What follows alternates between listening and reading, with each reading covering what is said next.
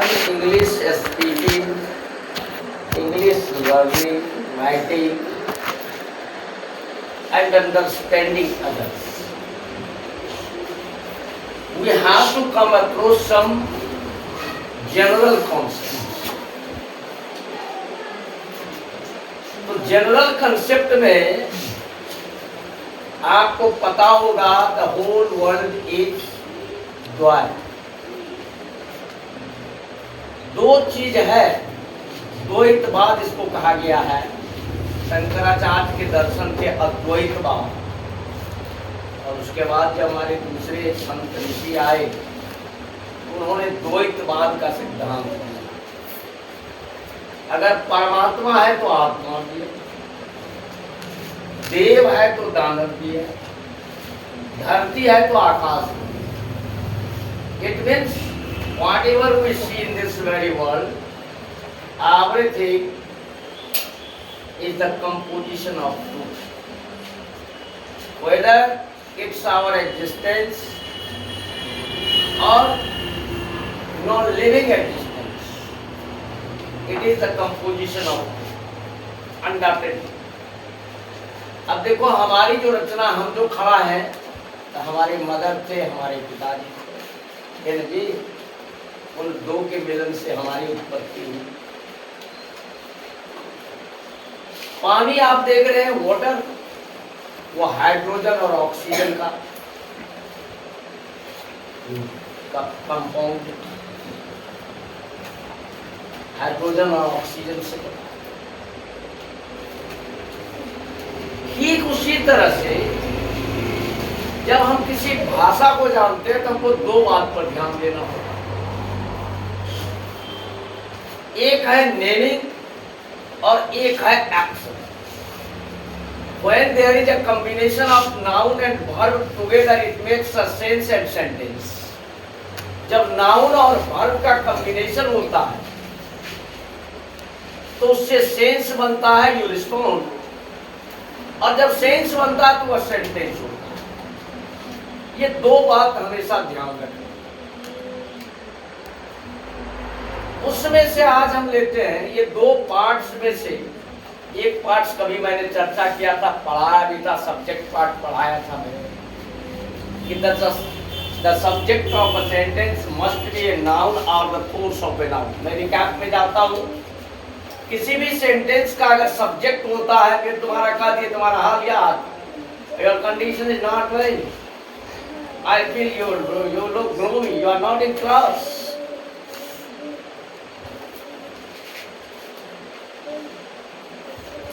अब उसमें देखना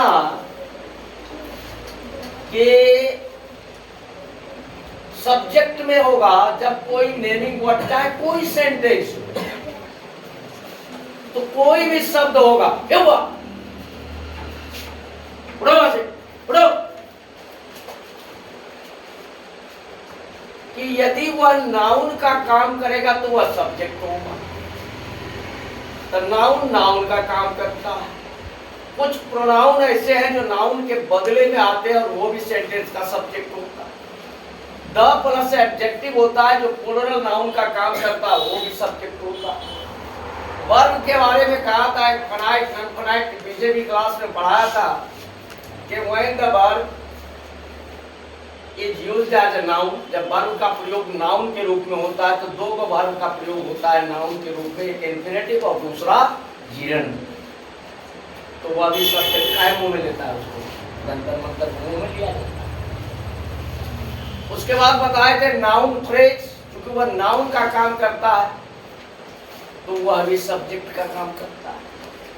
उसके बाद बताया था नाउन क्लॉज, बताया है, नाउन फ्रेज भी बताया है, तो वो भी सब्जेक्ट होगा। आज हम लोग चर्चा करेंगे, before going to start reading it, you first know the parts of chapter verb. अब देखते हैं आज वर्ब में क्या क्या होगा।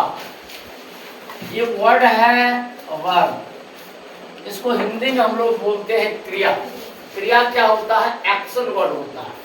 I will teach you more than 1500 words in concerning with verb which make you more energetic in English. Right नहीं यार?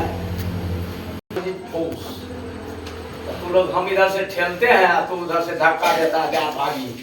समझ में आया? फ्रिक्शन का मतलब देखो, फ्रिक्शन साइंस से पढ़ता है तो लोग क्या पढ़ता है, अरे लड़ाई होता है तो जब पोज होगा तभी ना लड़ाई होगा। लड़ाई क्यों होगा, हमारा फ्रिक्शन चले तो सब बोलता है। अब ध्यान दीजिए, तब हमको वर्ब के बारे में पहले जानना है, तब प्रेडिकेट पर हम चर्चा करेंगे। इसमें वर्ड आएगा, वर्ड बेस्ड पढ़ना, how to use these words. जब यूज आ जाएगा तो किताब में लिखा हुआ हो या हमको कहीं इसका यूज करना हो तो आराम से कर लो। खाली रट्टा मारने से नहीं हो जाएगा कि रट लिए दोस्तों हमको सुना दिया कल भूल गए। समझने का प्रयास करेगा, रटना नहीं चाहिए इसको। बार बार 2 3 4 बार होगा तो आपको अपने हो जाएगा। या इसमें ये रट के नहीं होता है। देखो ये क्या है, वर्ब, लैटिन वर्ड वर्बम से आया। इसका मतलब होता है मोस्ट इंपोर्टेंट। क्या होता है, मोस्ट इंपोर्टेंट। सबसे ज्यादा अगर महत्वपूर्ण कोई भी है तो वह है एक्शन है। इस पर अगर आप बढ़िया से बेस बना लिया, बढ़िया से समझ गया, तो फिर अंग्रेजी का विकेट आप आउट कर सकते हैं आराम से। इस पर अगर आपका पकड़ नहीं बना तो आप आउट हो जाइएगा क्लीन बोल।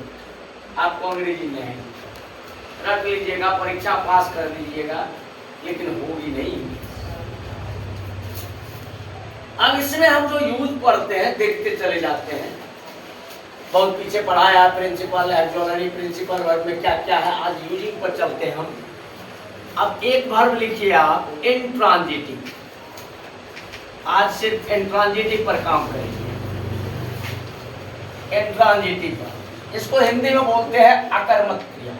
क्या बोलते हैं, अकर्मक क्रिया। लिखिए, मैं बोर्ड पर क्या लिखेंगे, लिखे when you are talking about, उसको चलाइए। You are talking about an action or event. When you are talking about an action or event, बोलेंगे नहीं, बोलोगे नहीं। Talking about an action or event which does not involve, which does not, देख के लिखो, which does not involve anyone or anything, anyone or anything other than a subject, other than a subject. You use intransitive verb. You use intransitive verb. You use intransitive verb. लिखा? नहीं लिखा? अब ध्यान से सुनिए। When you are talking about an action, आप उस क्रिया के बारे में या उस घटना के बारे में बात करना चाहते हैं जिसमें, in which you do not involve anyone or anything besides a subject. Subject के अलावा आप किसी वस्तु को या किसी व्यक्ति को शामिल नहीं करते हैं तो आप यूज करते हैं इंट्रांजिटिव वर्ब का। किसका यूज करते हैं, इंट्रांजिटिव वर्ब का। अब देखिए, अब इसके लिए कुछ कुछ, जब इसको हम आगे बढ़ाएंगे तो इसी एक वर्ब अगर समझेगा तो दूसरा वर्ब आसान हो जाएगा। अब लिखिए sentence, her whole body is aching, her whole body is aching। ये वर्ड है एक ACHE, दर्द होना होता है। इसका मतलब क्या होता है, उसके पूरे शरीर में दर्द हो रहा है।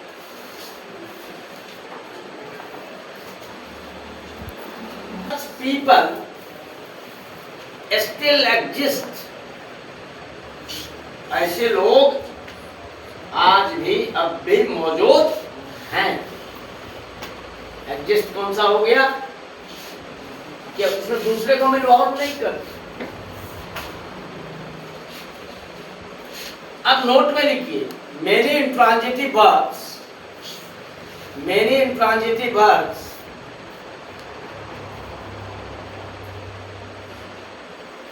describe physical behavior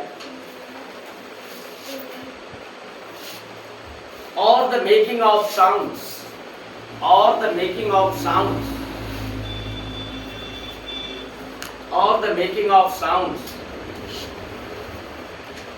आप इसको डिक्शनरी से भी कंसल्ट करके देख सकते हैं। जो आपका व्यवहार से संबंधित है या आवाज से संबंधित है वो सब के सब इंट्रांजिटिव वर्ब में आता है, क्योंकि इसमें जिस चीज को करने के लिए किसी को इन्वॉल्व करने की जरूरत नहीं। फॉर एग्जाम्पल लिखिए वर्ड, लिखिए एडवांस, एराइज, etc। इसके बाद मैं वर्ड का लिस्ट लिखा दूंगा।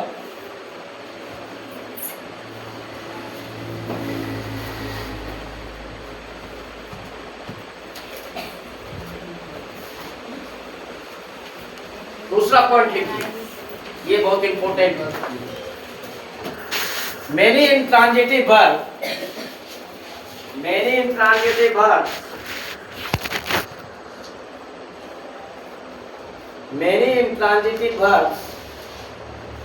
always have an adjunct after them.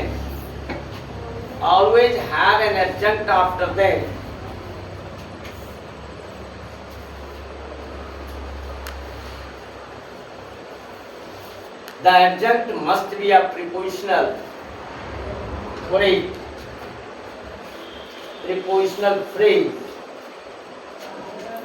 beginning with a particular preposition,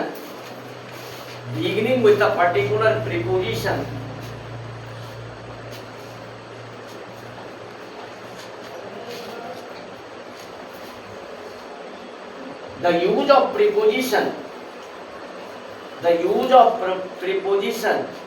तो what it is ना? The use of preposition allows something affected by the action,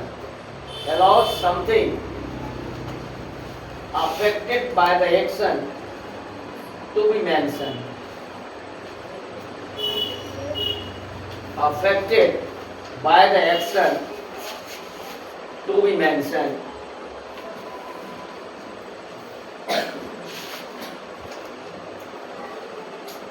Everything you see, देखो बस एग्जाम्पल लिखिए, everything you see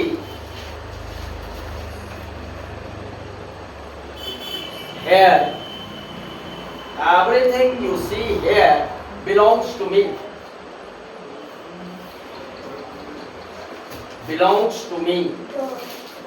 Everything you see here belongs to me. Belong क्या है? होना होता, संबंधित होना होता। लेकिन संबंधित होने से अर्थ क्लियर नहीं होगा, किससे होगा? एडजंक्ट क्या आ गया इसका? टू और प्रीपोजिशन लगाए तो प्रीपोजिशन ने क्या किया? एक नाउन को ऑब्जेक्टिव केस में ले आया, तो बिलोंग्स टू मी, मुझसे संबंधित। अब नेक्स्ट लिखिए, I am relying on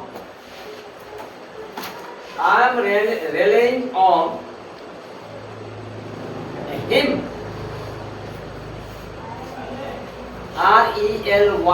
RELYING, relying on him, मैं उस पर विश्वास कर रहा हूं।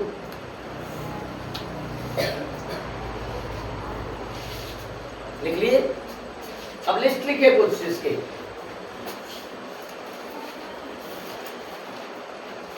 लिखिए, here is a list of intransitive verbs। अब वर्ड लिखे वो लिखते जाना। Here is a list of intransitive verbs which always which always have a particular preposition. जब आप रेव वर्ड का यूज कीजिएगा, लिखिए रेव अबाउट, इसके साथ हमेशा अबाउट आएगा। लिखते जाइए, मैं बोलते जाता हूं, आप लिखते जाइए। इंश्योर, इसके साथ अगेंस्ट, इंश्योर अगेंस्ट, ऐसे याद करिएगा। Ensure against, INSURE, ensure against, AGAINST।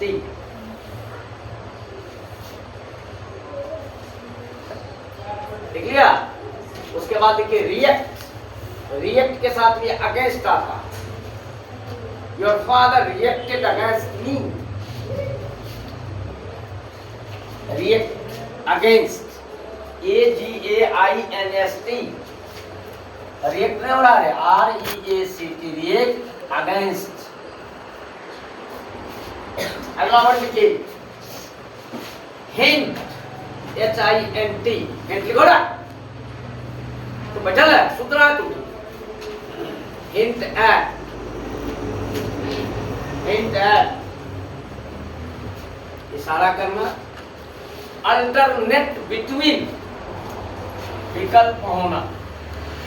Alternate word जब करेंगे हम, इसके लिए प्रीपोजिशन हमेशा आएगा अल्टरनेट बिटवीन। नेक्स्ट लिखिए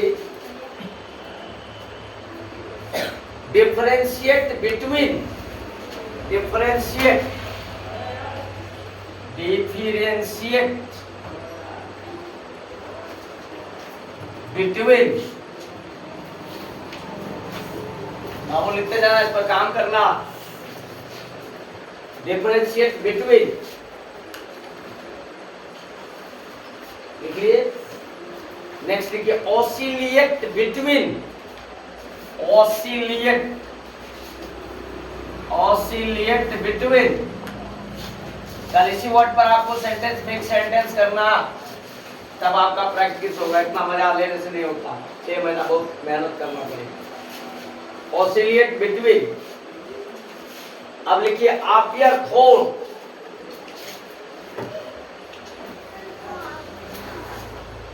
आपियर के साथ फॉर का।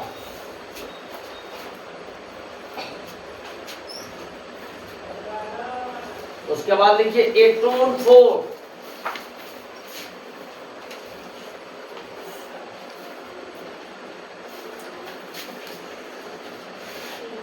अगला वर्ड लिखिए केयर फॉर, केयर हो जाएगा लिखने के लिए। Care for, CARE, care for.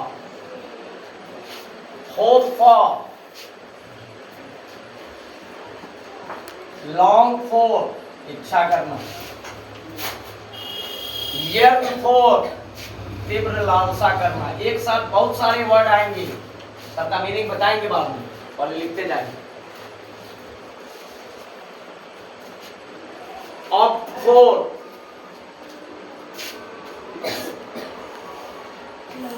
पे फॉर। एक बार पढ़ लेगा तो प्रीपोजिशन मिस्टेक नहीं हो। Quality for,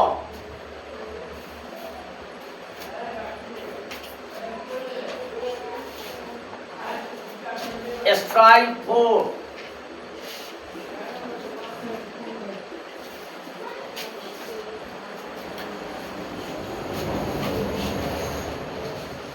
detract from, detract from, ये फिर फ्रॉम को लेता है डिट्रैक्ट, डिट्रैक्ट फ्रॉम। इमनेट फ्रॉम, उत्पन्न होना, तो पहले से मौजूद नहीं था। इमर्ज फ्रॉम, सेम वर्ड है,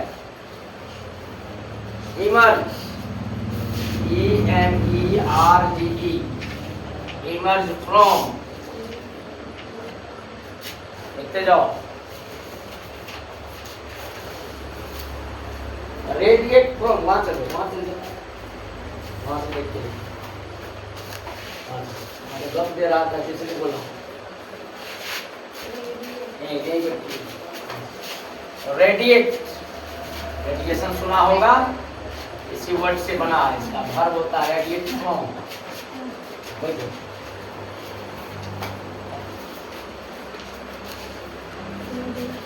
shrink from से पढ़ो ना,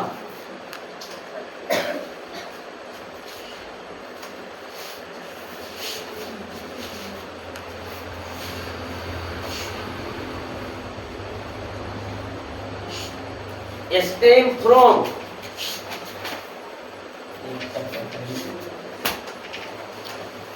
stem from, suffer from,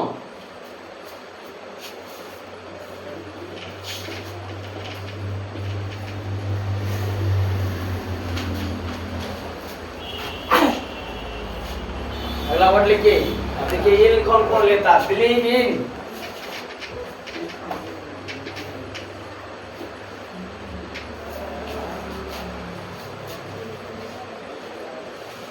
consist in,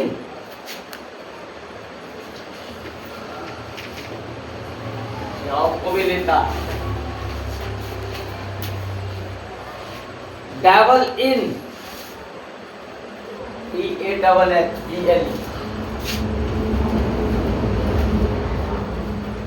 dabble in,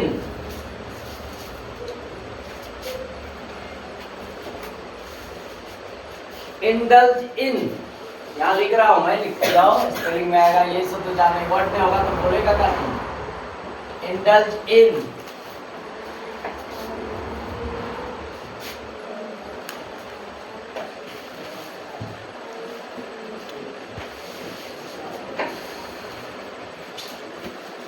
invest in,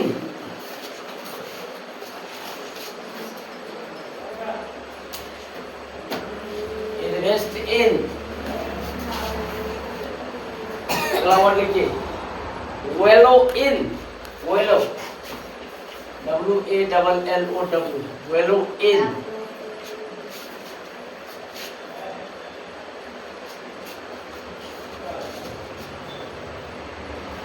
देखिए।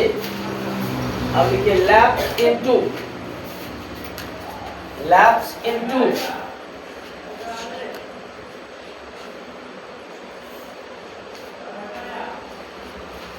lapse into,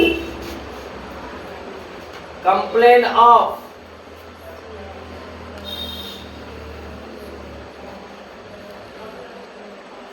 complain of, conceive of, CONCEIVE,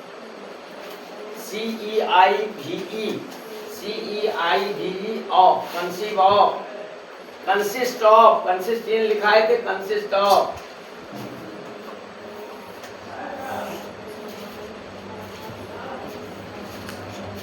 despair of, हताश, DESPAIR, despair of, learn of, learn of, उसके बाद लिखिए smack of, SMACK, smack of, उसके बाद लिखिए think of, THINK, think of, उसके बाद लिखिए tire of, TIRE, tire of, उसके बाद लिखिए bet on, bet on, BET, bite नहीं है, BET, bet, bet on, किसी चीज पर बाजी लगा। feed on, FEED, feed on, अगला वर्ड लिखिए insist on, INSIST, insist on, उसके बाद लिखिए spy on, जासूसी, SPY, spy on, उसके बाद लिखिए trample on, TRAMPLE, trample on, उसके बाद लिखिए अध्यय टू, ADHER, ये टू प्रीपोजिशन को लेता हमेशा लटकल रहेगा इसके साथ। जब तक आगे हम इस बात को रखेंगे नहीं तब तक ये सेंटेंस कंप्लीटेशन नहीं होगा। Allude to, ALLUD, allude to, allude to. उसके बाद लिखिए अमाउंट टू,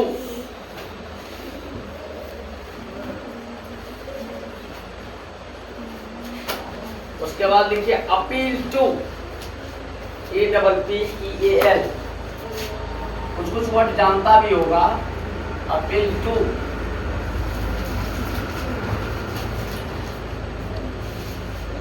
उसके बाद लिखिए एस्पायर टू, AS, वर्ड पर फोकस करना है यूज के मुताबिक। इस तरह बना लेगा तो एक भाग तुम्हारा हो जाएगा। एस्पायर टू, मनोरथ कर किसी चीज। उसके बाद लिखिए assent to, assent to, ASSENT, assent to.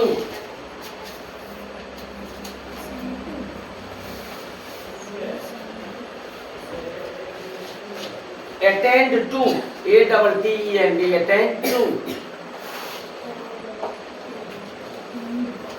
उसके बाद लिखिए belong to, BELONG, belong to. इसलिए go to, BOW, go to, 87। इसके बाद स्टॉप करिए उसको।